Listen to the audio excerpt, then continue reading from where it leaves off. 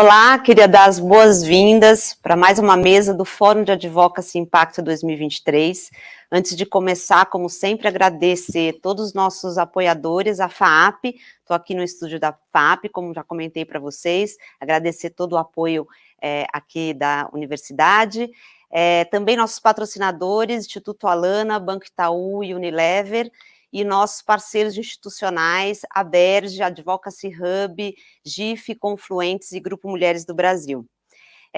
Agradecer também vocês que estão nos acompanhando, é o último dia, todas as mesas vão ficar gravadas para quem quiser assistir depois. E hoje eu vou ter a honra de mediar uma conversa sobre ESG impacto, o papel das empresas e das lideranças empresariais.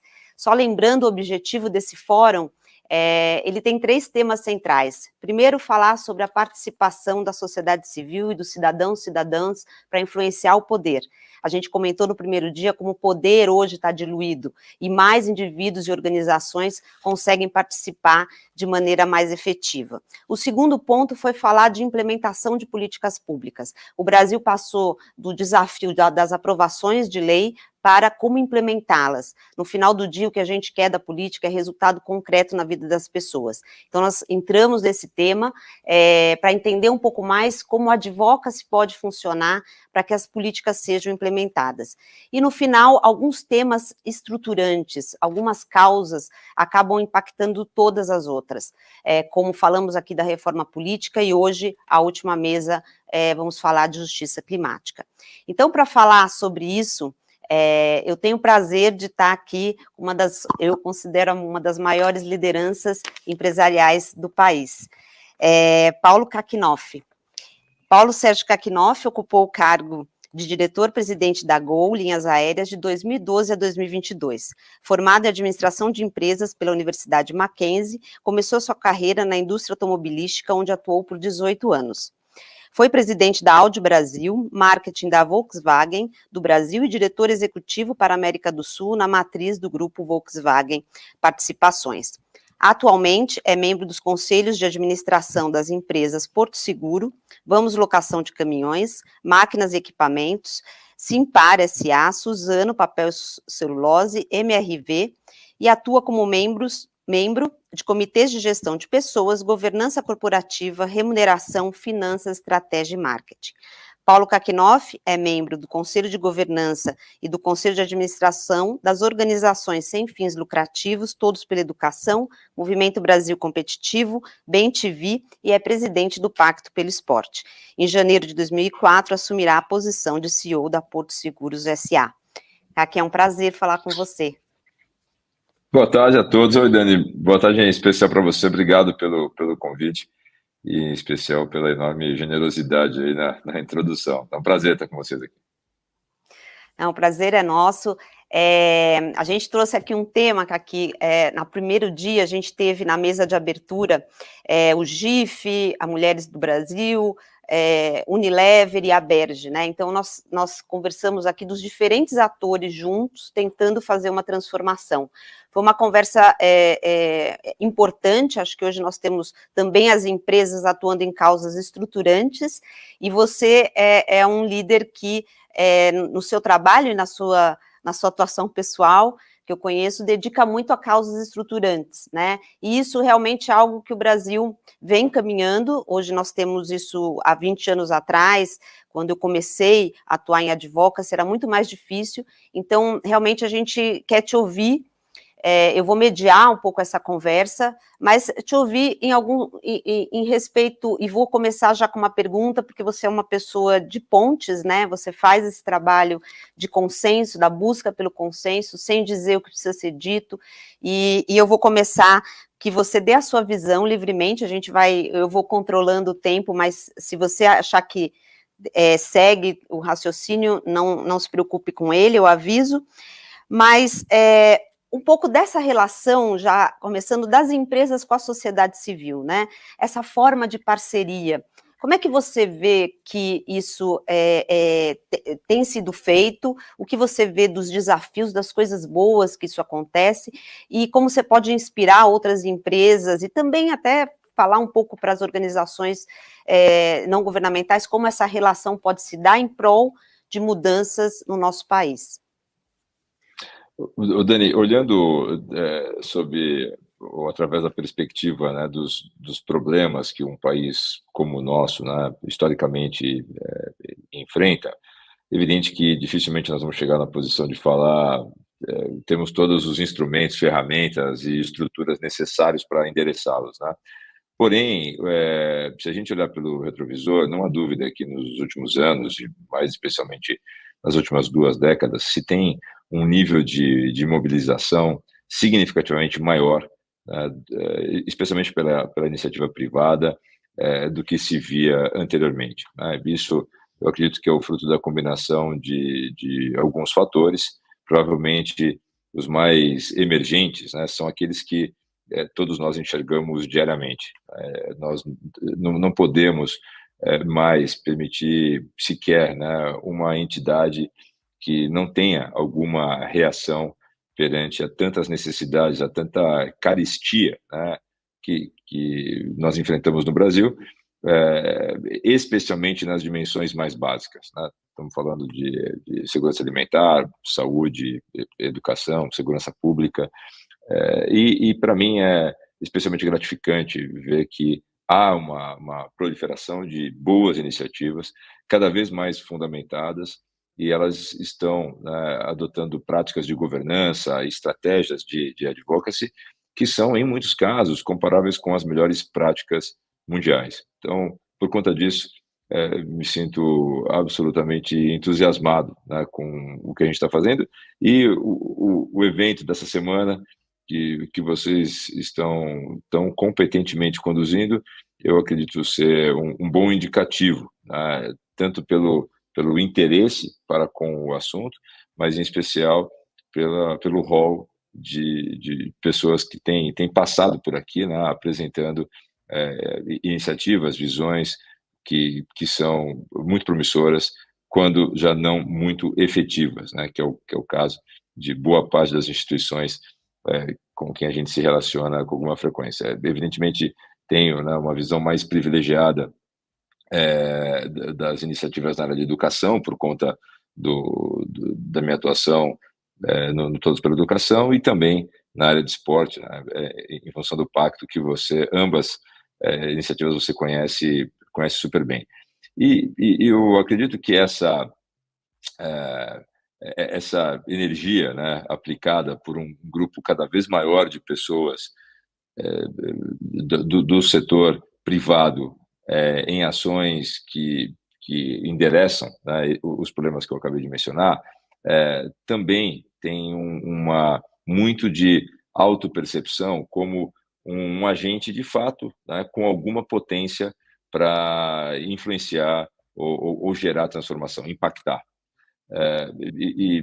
Numa lógica muito simplista, eu vejo que existem 3 grupos, ou pelo menos 3 agrupamentos que podem ser feitos em relação à capacidade de influenciar ou pelo menos de ter uma voz, né, ouvida.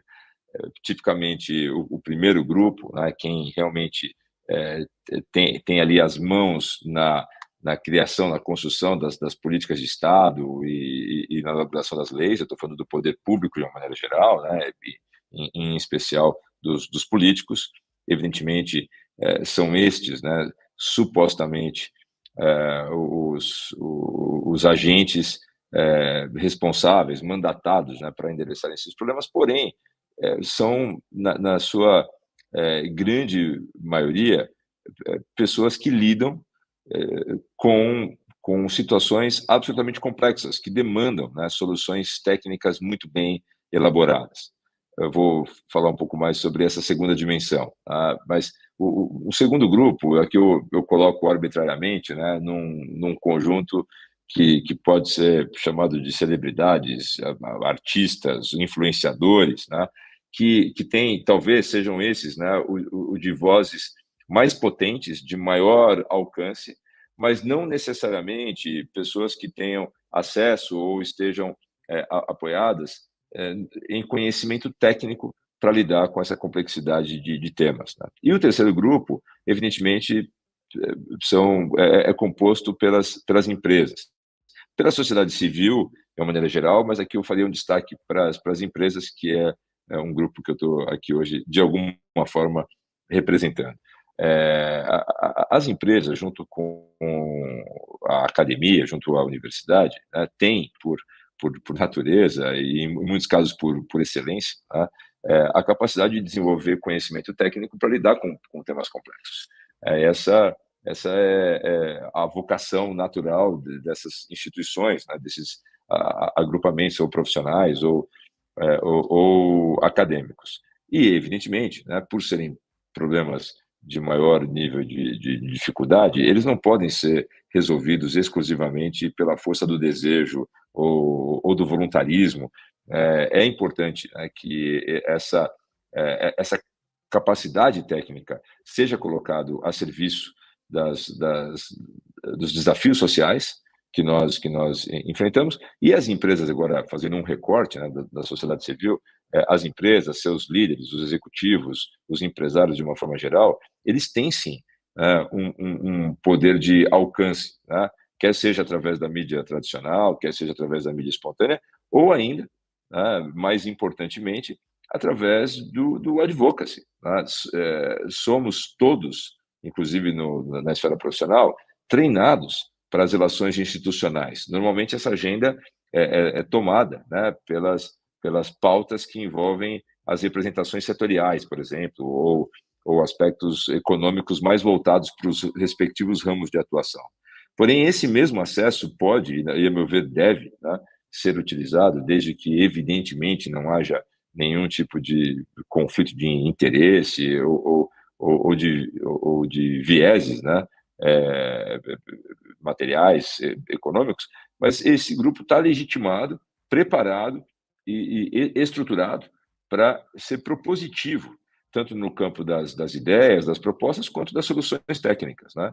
E aí se tem, a meu ver, o advocacy na sua melhor forma, né? Quando se combina essa capacidade de navegação, né, junto aos agentes, às instituições que impactam diretamente políticas de Estado, e as ações, né, que são tomadas nas 3 esferas de poder, combinado ao aporte de conhecimento técnico, né, que normalmente é disponibilizado, acessado pelas organizações que contam, né, com times de pesquisa, desenvolvimento, engenharia, estudos e assim por diante. Então, de uma forma não tão curta, eu quis responder essa tua primeira colocação com uma visão relativamente abrangente, sobre o otimismo e o entusiasmo, né, com a mobilização que se vê crescente ao longo dos anos e realmente a capacidade de transformação que esse recorte da sociedade civil, falando das empresas, tem e que também vejo serem utilizados de uma maneira crescente. Eu estou anotando aqui o que sai das mesas, porque a gente vai fazer, a gente quer aprofundar alguns temas. Eu acho que você trouxe um dos atores, né, os influenciadores, celebridades, atletas, né?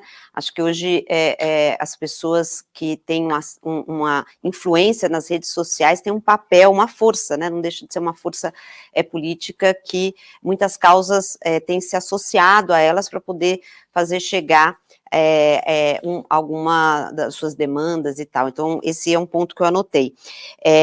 Eu quero falar do conhecimento técnico, eu acho que você trouxe um ponto bem importante, mas eu vou aproveitar antes de falar de uma coisa que você comentou das pessoas, né? E aí vou olhar um pouco desse momento que você disse que estão todos querendo participar. Nós tivemos no primeiro dia falando sobre a mudança do poder, né? E a gente falou do poder e tentando tirar essa ideia que às vezes a gente tem negativa do que é o poder, né? O poder é coerção, autoridade, mas ele é também persuasão, convencimento. E a gente falou do que antes era concentrado em grandes organizações, governos, exército, por exemplo, hoje está mais diluído. E indivíduos, mesmo nas empresas, muita gente quer participar, né, tem uma vida de participação, tem opiniões, né, isso a Suelma Rosa da Unilever trouxe, que hoje mesmo dentro das empresas você tem as pessoas buscando o seu propósito, se engajar em causas, né, e eu queria começar com essa sua visão, como é que você vê isso nas empresas? Eu me lembro também quando nós criamos o Pacto pelo Esporte, que nós fizemos todo o pacto com as equipes, diferentes equipes, marketing, jurídico, compliance, e no final você via que elas estavam felizes de participar de um acordo que traria uma mudança, entenderam que era para um impacto público, e era muito bom estar com elas e ouvir, né, que, nossa, eu saí do que eu fazia e estou vendo que eu estou fazendo impacto.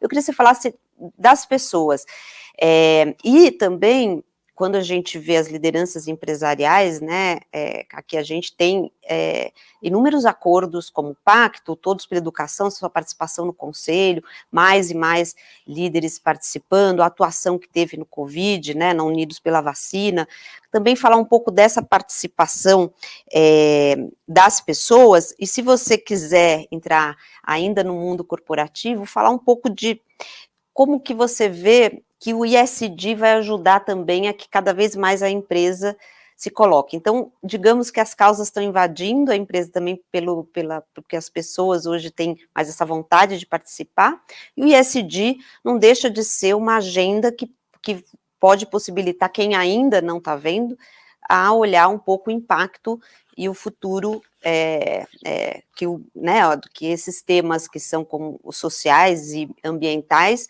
estão levando o mundo, né? Se você puder falar, eu não sei se ficou claro, mas se você puder falar um pouco disso. Não, ficou assim, Dani, evidentemente eu não tenho nenhuma presunção aqui de soar professoral, né, falando sobre esses temas. Eu fico feliz em compartilhar a minha perspectiva pessoal, as experiências que eu tive até aqui e, obviamente, algumas convicções que vêm sendo formadas, né, ao longo desses anos. Eu adoraria poder dizer que são todas as pessoas, né, na iniciativa privada, ou até mesmo na academia, né, que se sentem mobilizadas na direção de atuar, né, para algum tipo de impacto social, né? Estamos bem distantes disso, mas são muitas as pessoas, né? É uma quantidade significativa, tanto de indivíduos que estão engajados, atuando de uma forma bastante material nessas frentes, quanto de instituições. E eu acredito que o grande fator, né, propulsor disso está no campo da sensibilidade, né, combinada à indignação. É muito difícil você, por mais privilegiado que possa ser, com um emprego, com um ambiente seguro, com acesso, né, às condições elementares de saneamento, saúde, educação, eu acho realmente muito difícil ficar alheio à dor crescente da maior parte, eu diria, da população. E talvez aqui a gente possa usar o termo, se não todas, quase todas, mas as pessoas estão, de alguma maneira, sendo afetadas, ou por agravamento dessas deficiências estruturantes que nós temos no país, quer seja da segurança pública, quer seja da saúde, ou ainda, né, se sentem, de fato, incomodadas, né, por estarem vivendo, né, uma situação privilegiada, no sentido de poderem fazer algo e não se conformarem com a inação, né, diante da visibilidade escancarada de tantas mazelas, de tantos problemas que nós estamos vivendo. Eu creio que a agenda de ESG nas empresas ela, de alguma maneira, auxilia bastante para que haja uma maior tração nesses temas, né, para que eles, de fato, componham uma parte importante da pauta das organizações. Nesse aspecto, o papel do regulador, o papel dos legisladores, do mercado de uma maneira geral, em demandar, né, e em alguns casos até exigir esse tipo de mobilização é fundamental, tem ajudado também bastante, mas eu acho que a força realmente propulsora mais potente é o desejo, né, o inconformismo associado à sensibilidade de que a gente só vai ficar bom de verdade. É uma visão utópica, mas só realmente vai ficar bom de verdade se ficar bom para todo mundo. Tá? E a definição de bom não é uma coisa absolutamente ambiciosa. Tá? É garantir o acesso aos aspectos mais básicos, né? As condições mais fundamentais para que se tenha uma vida digna. Né? E passa pelas áreas que eu já mencionei aqui algumas vezes. Dessas diversas possibilidades de atuação, eu destaco aquelas que se dedicam, né, ao aprofundamento para a solução dos problemas.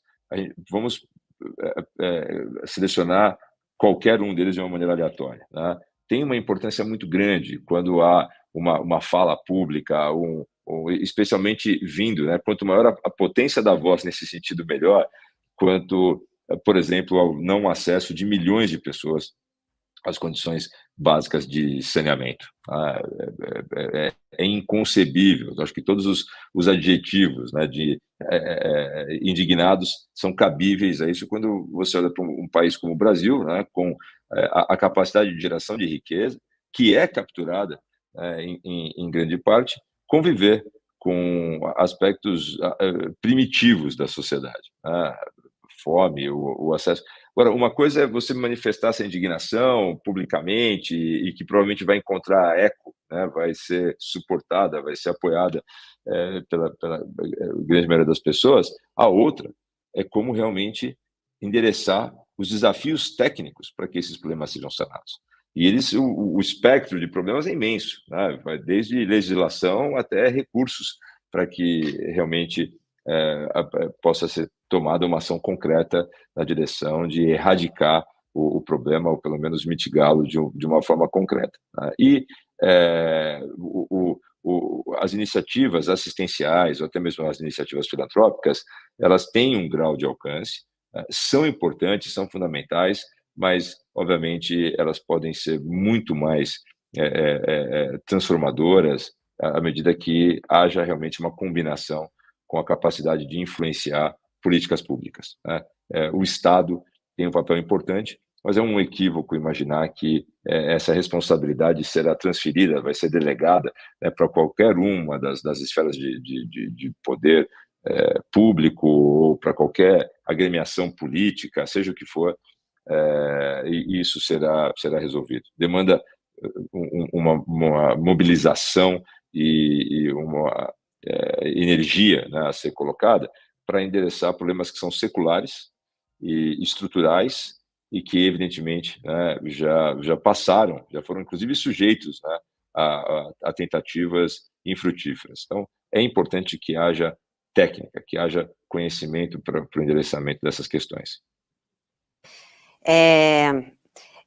Eu falo que tem um tema aqui no fórum, que a gente começou no fórum de 2021, que a gente trouxe o Michael Barber, que trabalhou com a Delivery Unit do Tony Blair, que foi justamente olhar assim, a gente quer entregar esses indicadores que eles no final do dia melhorem, né?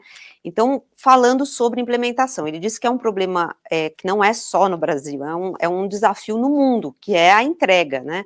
E aí com uma entrega que está obrigação do governo, aí nós, lógico, uma colaboração vai ser importante, e você também tem um sistema político de troca, né, então você tem 4 anos para fazer, então a gente entrou um pouco nesse tema.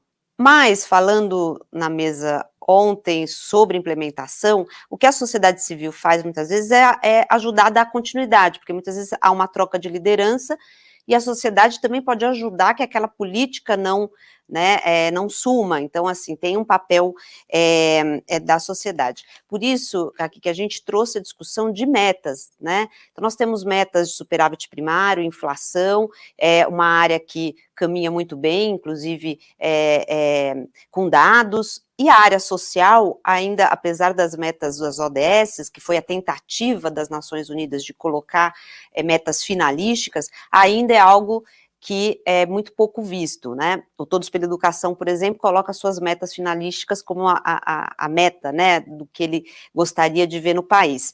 Então, a gente falou sobre isso, sobre o desafio da implementação, e lembro que a Mariana, da TID Setúbal, contou também a solidão que é você estar como gestor público, né? Eu tive nesse lugar, assim, é muito problema, que a sociedade civil, e a gente fala muito aqui também, acertos, né, e equívocos, também de olhar o governo não como, né, alguém que vem de Marte, mas sim somos nós que estamos ali.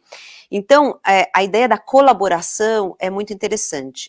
O setor privado nisso tem uma colaboração muito grande, como você disse. As soluções e os problemas são terríveis. Eu acho que a indignação é o primeiro, a gente tem o problema de saneamento básico até hoje, né? A gente tem aí o problema da fome, algo que voltou. É algo que a gente tem que ser o motor para nos indignarmos. Eu acho que o caminho é pela colaboração. E aí, eu queria que você falasse um pouco, tem algo também no setor privado que tem a ver com o ISD, que é governança, né? É um tema que, por exemplo, o próprio, as organizações têm falado do governo, discutir um pouco a governança, né? Então, até como forma muita coisa no setor privado, isso avançou demais.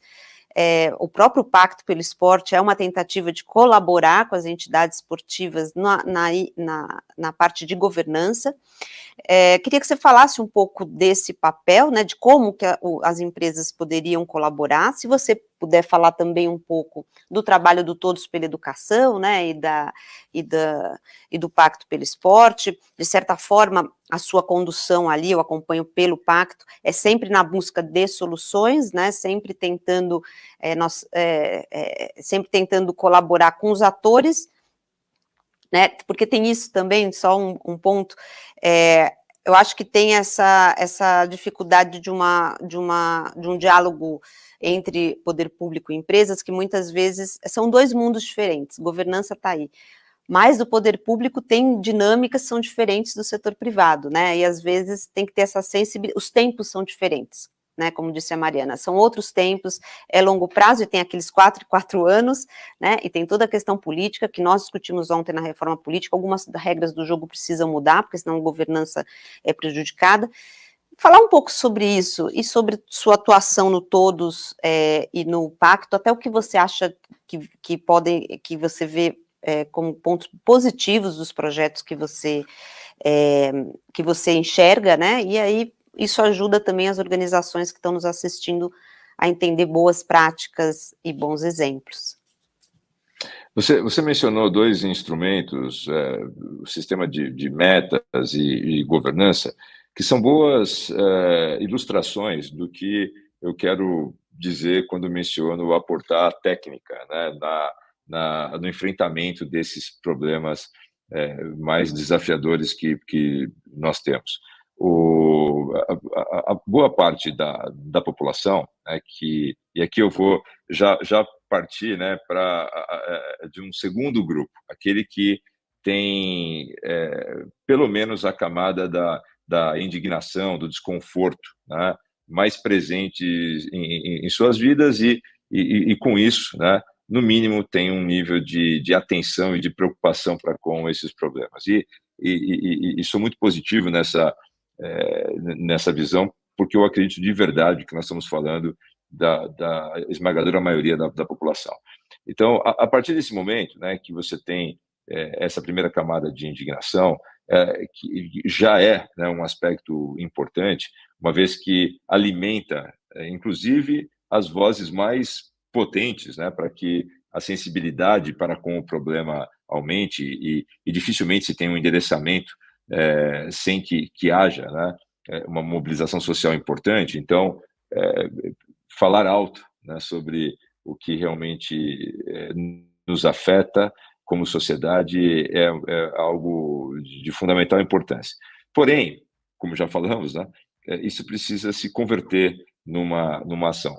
Quando a gente pragueja contra o poder público, quando a gente tem quase que uma reação alérgica, né, às esferas governamentais, manifestas na forma de críticas constantes e abundantes, ou ainda, né, pelo desejo declarado de não fazer parte, de não atuar, nós estamos voluntária ou involuntariamente contribuindo para o agravamento do problema, né? Porque essa menção que você fez sobre a solidão, né, de quem está servindo como um agente público genuinamente interessado na transformação, óbvio que essa solidão também é uma ilustração da percepção de impotência perante o tamanho do desafio.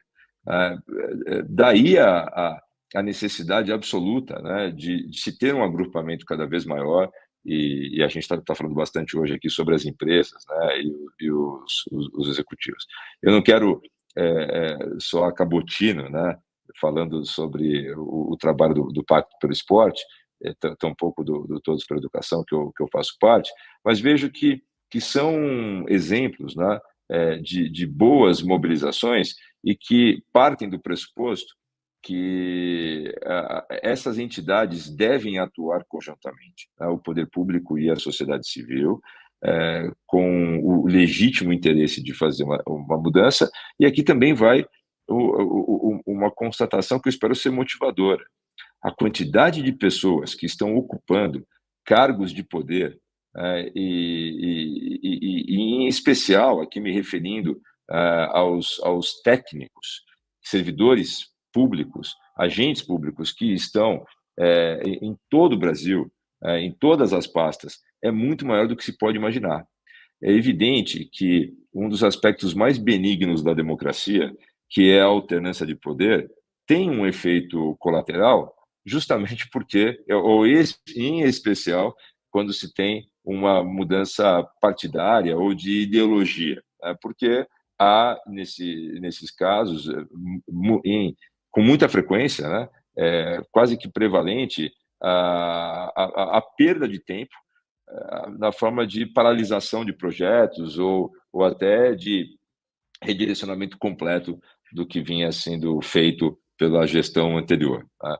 E esse, se eu fosse elencar os aspectos mais adversos para que a gente realmente avance, né, nos temas que são mais relevantes e mais estruturantes, precisa ser endereçado. Portanto, a adoção de regimes, né, ou de projetos que têm metas claras, que são plurianuais, que estão muito bem fundamentados tecnicamente, que são embasados, geram uma camada adicional, né, não blinda, mas gera uma camada adicional de proteção e, consequentemente, torna mais promissora a iniciativa em curso, porque nenhum ou poucos são os problemas dessa magnitude que afligem a sociedade e que são resolvidos em um mandato. Alguns demandam décadas, mas eles precisam estar em curso, precisam estar em andamento e eles precisam ser protegidos, né, de interesses políticos que muitas vezes são rasos ou pouco nobres, né, aqui para usar um eufemismo leve. Enfim, assim como acontecem nas empresas, pelo menos em sua grande maioria, é justamente a visão de longo prazo, de longo prazo estruturado em metas objetivas, factíveis, em processos e em ciência, é o que realmente transforma organizações, mercados e empresas. E é, assim, um trabalho importante das ONGs que fazem advocacy. Desculpe, só tomar uma água.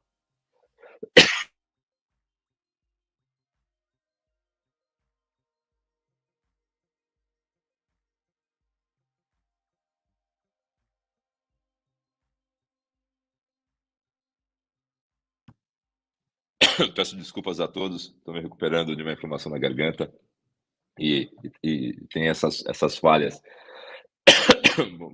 Desculpe pela indelicadeza. Talvez daqui a pouco eu tenha que recorrer a você para falar um pouco, Dani, para eu poder dar uma descansada aqui. Mas concluindo esse ponto, é, no Todos e no Pacto, acreditamos estar fazendo exatamente isso, nos aproximando cada vez mais do poder público com propostas concretas, aportando técnica e construindo pontes.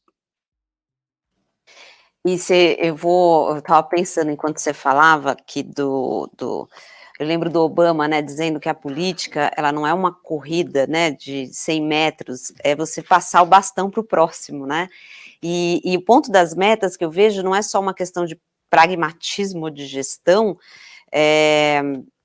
eu acho que é também uma questão de garantir a continuidade da política, né, de você pode ser um partido com uma linha de pensamento diferente, mas você não vai jogar tudo fora, você pode mudar ali a linha, né, de atuação conforme você pensa.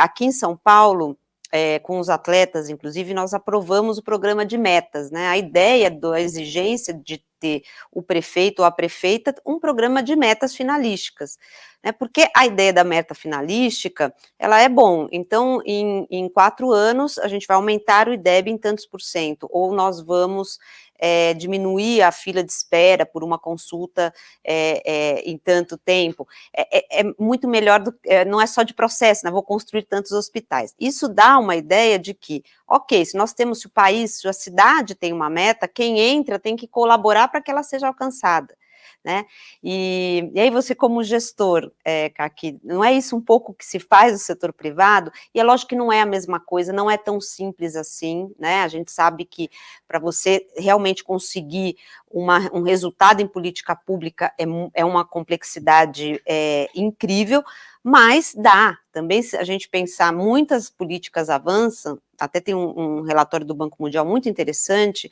políticas complexas conseguiram mexer em indicadores, então nós também temos informação sobre isso, inclusive os relatórios estão aí para mostrar, então não é que não dá para fazer mesmo sendo complexo e etc., mas eu acho que dá um norte para o gestor, ou não como gestor, onde não perder de vista aquilo que a gente quer que o país se torne, porque senão fica realmente uma entrada de um programa para se chamar de seu, né, entra alguém que quer chamar um programa de seu, mas que chame o programa, mas tem que ir numa linha de entrega, né, eu acho que isso inclusive, já que você falou dos técnicos, que tem muitos técnicos excelentes no poder público, eles pedem isso, nós como sociedade civil, né, por favor, pede a continuidade, né, porque senão tudo se perde aqui e a gente fica sem força, né, porque é frustrante você estar num caminho, às vezes com uma política boa, de repente parar tudo. Então, não é um pouco uma ação que o setor privado está acostumado, né, a gente olhar ali no final do dia o que a gente quer de resultado. Eu não vou citar exemplos, nem fulanizar boas iniciativas para que a gente possa proteger a conversa de qualquer viés aqui partidário ou de governos, né?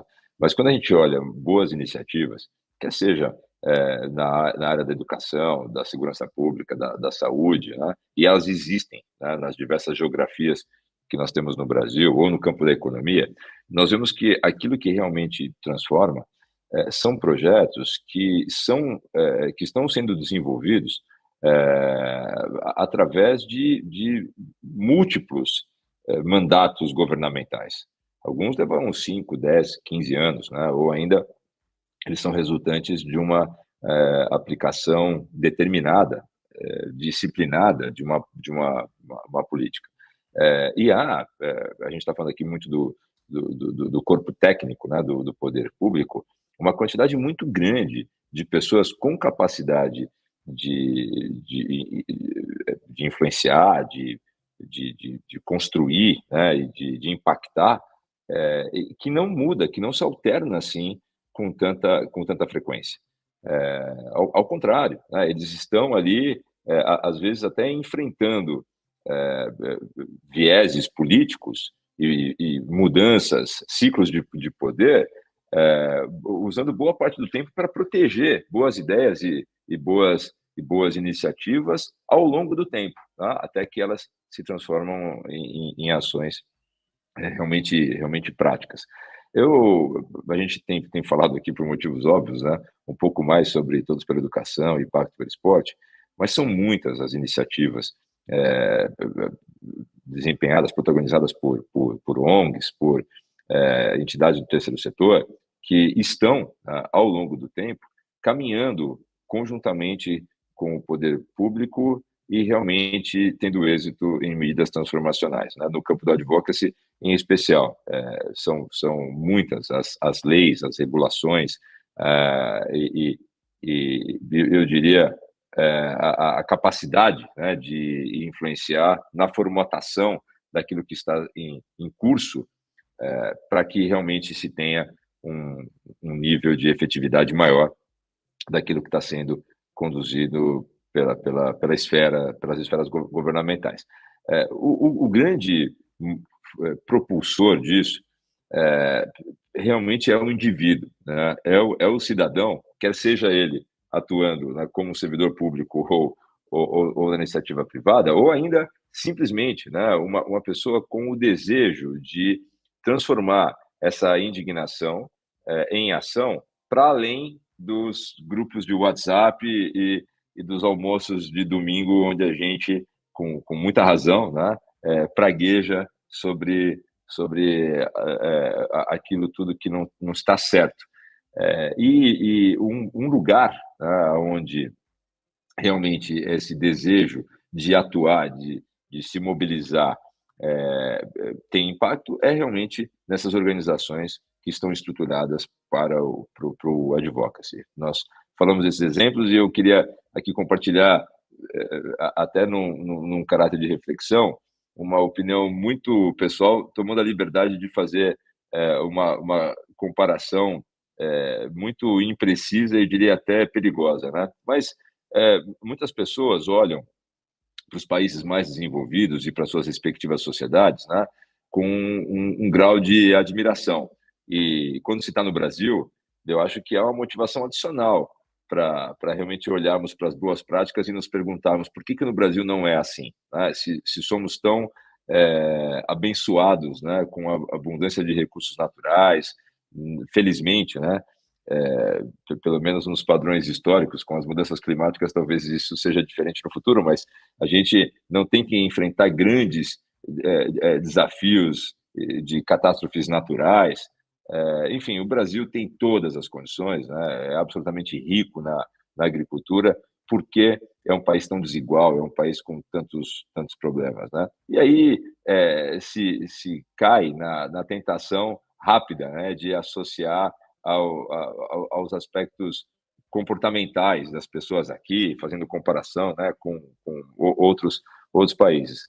Pegando um em especial, são vários que se equivalem, mas talvez um exemplo mais óbvio e mais próximo, né? Tendo uma experiência assim comparativa, né, entre as duas sociedades, o brasileiro e o americano, né? O americano tem está diretamente associado ao espírito empreendedor, à criatividade, à iniciativa. Eu tenho dúvidas, né, se existe uma grande distinção quando a gente compara o brasileiro com o americano nessas dimensões. O brasileiro aqui também é absolutamente criativo, trabalhador, dedicado, enfrenta muitas adversidades, mantém a resiliência, né? Mas acho que há sim um aspecto importante que faz muita diferença, né, na forma como a sociedade se desenvolve e como, por consequência, o país, né? É realmente o senso, a definição de cidadania.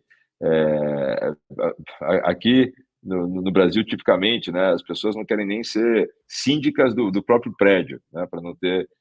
E nos Estados Unidos, você muito dificilmente consegue fazer algo que vai impactar a vida do seu vizinho sem que isso seja previamente discutido, e há um desejo genuíno, né, de envolver a sociedade que está te cercando ali, quer seja no seu prédio, na sua rua, na sua cidade, no seu condado, no sentido de entender o que é, de fato, bom para o coletivo. Quando se tem, né,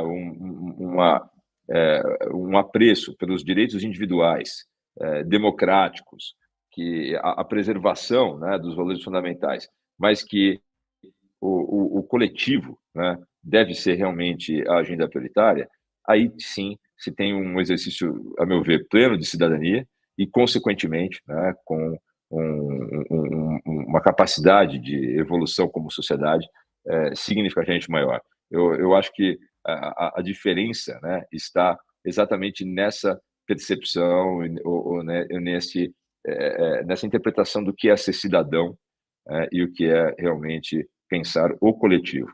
Nas outras dimensões, eu não só não acredito que haja uma desvantagem, né, do brasileiro em relação aos povos, né, desses países que a gente olha com admiração, como pelo contrário, vejo aqui no povo brasileiro virtudes incríveis, algumas delas até únicas, né, e que, combinadas a um nível de mobilização social maior, pode nos colocar aonde nós mais desejamos coletivamente. Você falou de... É difícil largar essa conversa, hein, Kaki? Porque a gente vai entrar... Você falou dos avanços, né? A gente teve, por exemplo, 2 mesas com agências das Nações Unidas aqui, e nós falamos isso também no primeiro dia. Eu vou citar o primeiro dia bastante, vou te explicar por quê. Falando que exatamente, a gente tem que olhar para o Brasil. Quando olhamos os países desenvolvidos, eles são os que mais chegaram lá, foram os países em que a sociedade civil foi muito ativa.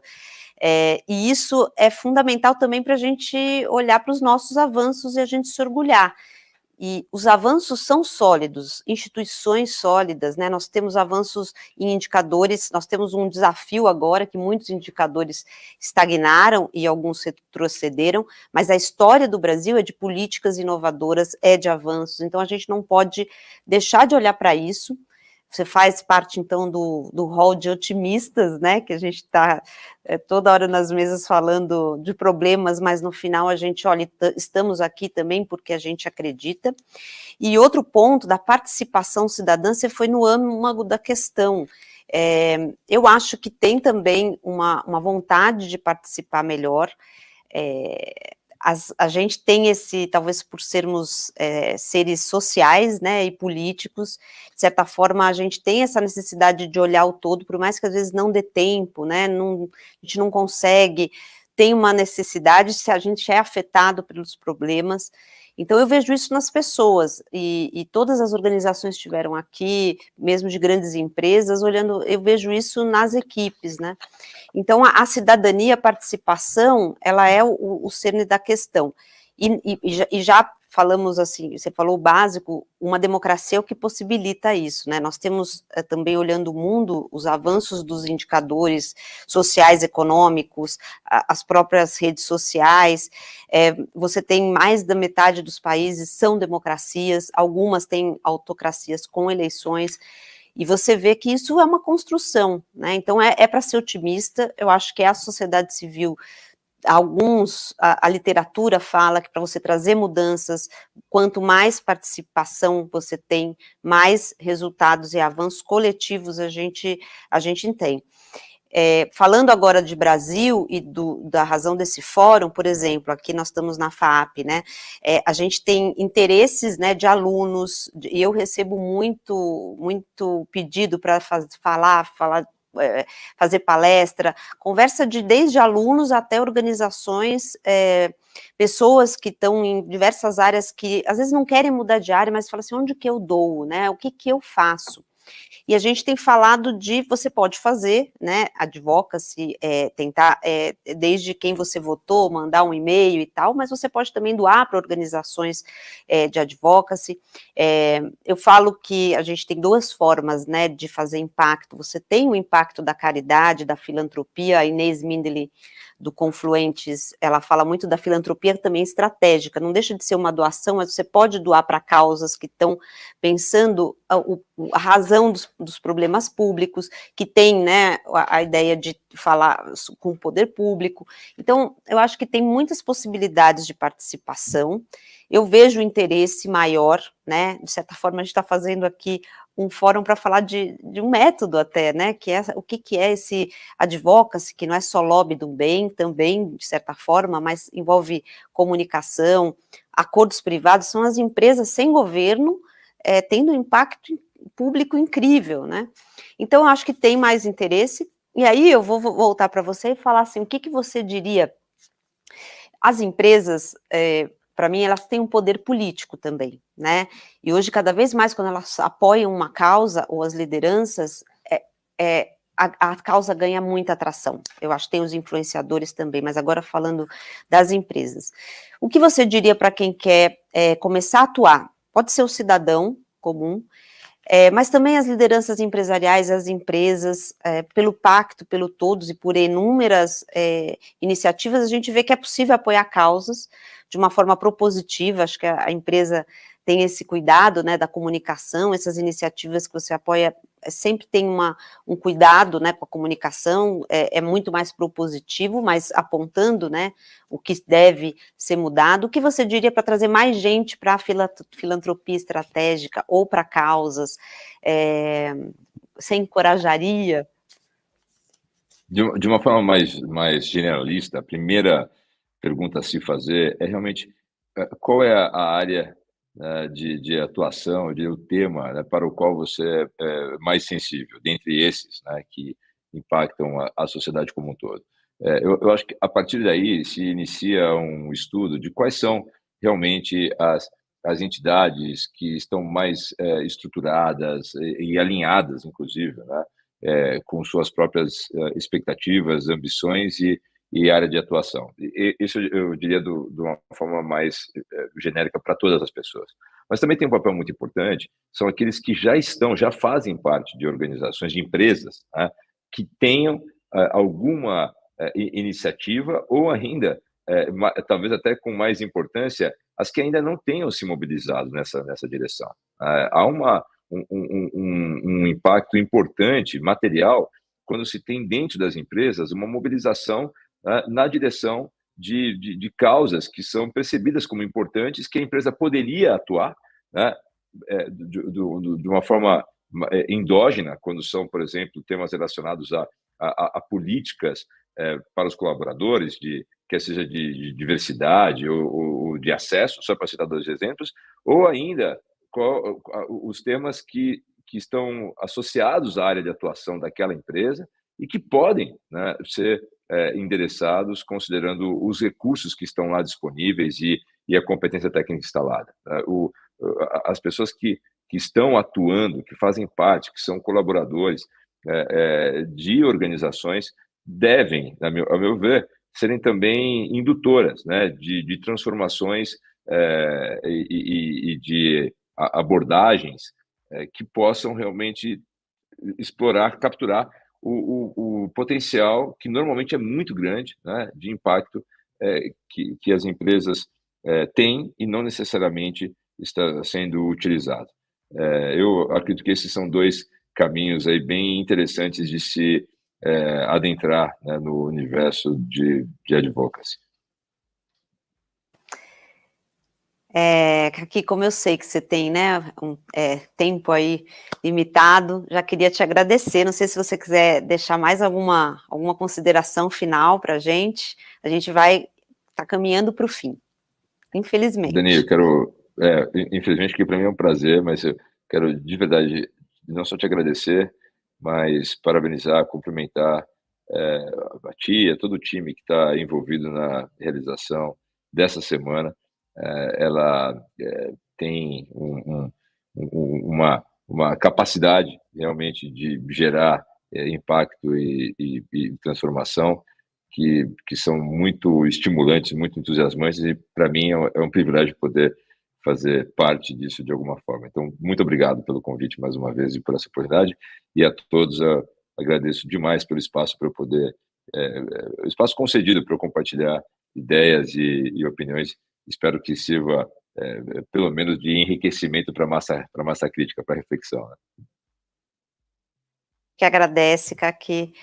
Bom, estamos chegando ao final desse painel. Agora o próximo é às 16 horas. Para encerrar, queria agradecer, como sempre, a FAAP, Instituto Alana, Banco Itaú e Unilever, nossos parceiros institucionais, a Derge, Advocacy Hub, Confluentes, GIF e Grupo Mulheres do Brasil. Obrigada.